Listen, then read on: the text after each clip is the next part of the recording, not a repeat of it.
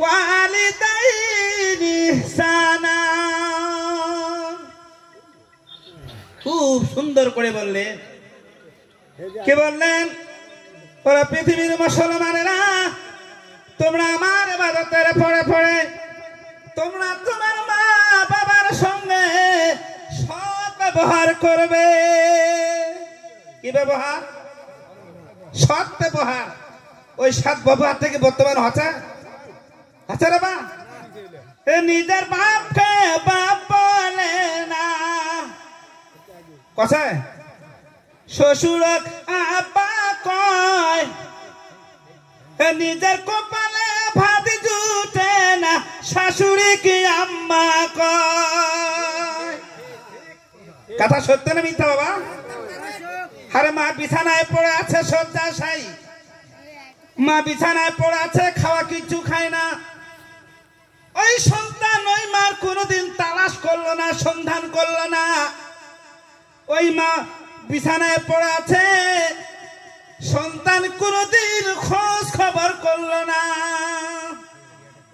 খুব দুঃখের কথা বাবাজি রে।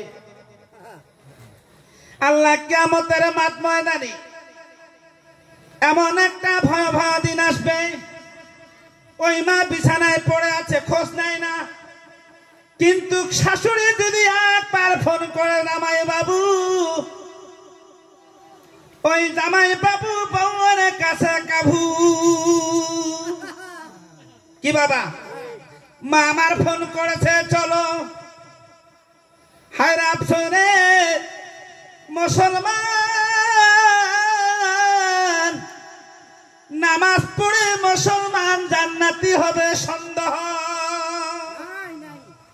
হবে বাবা? জান্নাতি হবে কেন না?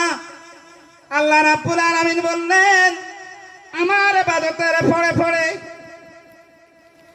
আমার ইবাদতের পরে পরে যদি তোমার সৎ কথায়, সৎ আচরণে, সৎ ব্যবহারে যদি তোমার মা তোমার বাবা খুশি হয়ে যায়, আমি আল্লাহ তোমার প্রতি খুশি হয়ে যাব। এমনি জান্নাত। হায় রে আফসোস, জগতের শ্রেষ্ঠ আসন যার, সে হয় মা জননী। আমাদের ভারতবর্ষের প্রথম চেয়ারটা কার জানা আছে? রাষ্ট্রপতি। ভারতবর্ষের প্রথম চেয়ারটা কার জানা থাকলে বলবেন, নাহলে আমি অবশ্যই জানিয়ে দিব। জানা আছে বাবাজি? রাষ্ট্রপতি। ভারতবর্ষের প্রথম চেয়ারটা হলো রাষ্ট্রপতির। কার? রাষ্ট্রপতি। ধরে বলুন কার? তার চাইতে উঁচা দামি চেয়ারটা হলো মার। জোরে বলুন কার? ছেলে মাকে ভুলে যায়, মা ছেলেকে ভুলে না। মায়ের মতো আপন জন কেউ তো হবে না। আছে বন্ধু? নাই রে সোনা। মা কবরের প্রতীক হচ্ছে। সন্তান খিদমত করতে করতে মা কবরবাসী হচ্ছে। ওই মা মৃত্যুর মুখে চলে গেছে, আল্লাহর কাছে কেঁদে কেঁদে বলে, রব্বুল আলামিন, ও মাওলাই কারীম আল্লাহ, আমার সন্তান, আমি এতদিন ধরে বিছানায় পড়ে আছি আল্লাহ, আমি রোগগ্রস্ত শয্যাশায়ী হয়ে গেছি আল্লাহ। আল্লাহ রাব্বুল আলামিন, আমার সন্তান আমার খিদমত করেছে আল্লাহ, আমার সেবা যত্ন করেছে আল্লাহ। মা মৃত্যুর মুখে যাচ্ছে, সন্তানের জন্য কান্না করছে।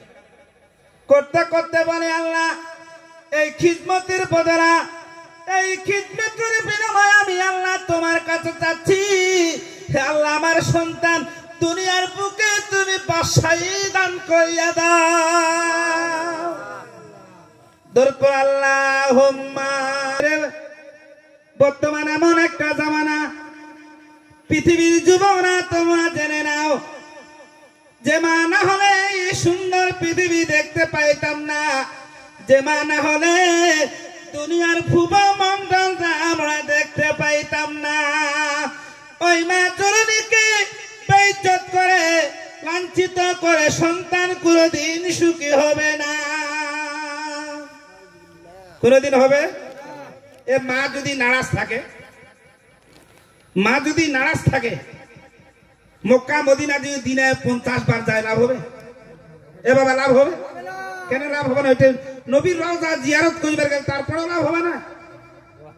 কেন নবী সাহাবীকে বলেছেন, সাহাবীরা রে, আমি রাসূলুল্লাহ জীবিত থাকাকালীন আমি যেটা করতে পারি নাই, সাহাবী তোমরা আমার উম্মতদেরকে বলে দাও তারা যেন পুঙ্খানুভাবে আদায় করে। কোন জিনিসটা বাবা? নবী করেনি সেটা, সেটা উম্মতের প্রতি আদেশ করে গেছেন। কোন জিনিসটা? মায়ের হক সেবা এবং যত্ন সহকারে ওই মাকে লালন পালন করার কথা বলেছিলেন। জোরে বলুন সুবহানাল্লাহ। এই কথাটা কার? মার। এই মার আদেশটা এত বড় আদেশ, নবী আদেশ করলেন ওই মার যদি আমরা ভালোভাবে খিদমত করি। কবি ওটাও বললেন, এ জগতের শ্রেষ্ঠ আসন যার সে হয় মা জননী, দিও না কষ্ট আঘাত তারে। কবি কর খবরদার, মা আঘাত দিন না, দিও না কষ্ট আঘাত তারে, ফেলো না চোখের পানি। কি পানি ফেলে আর বাধা করলে? মার চোখের যদি একবার পানি মাটির পড়ে, ওইটা সন্তানের জন্য কুমঙ্গল হবে, কখনো ভালো হবে না, সন্তান বরবাদ হয়ে যাবে।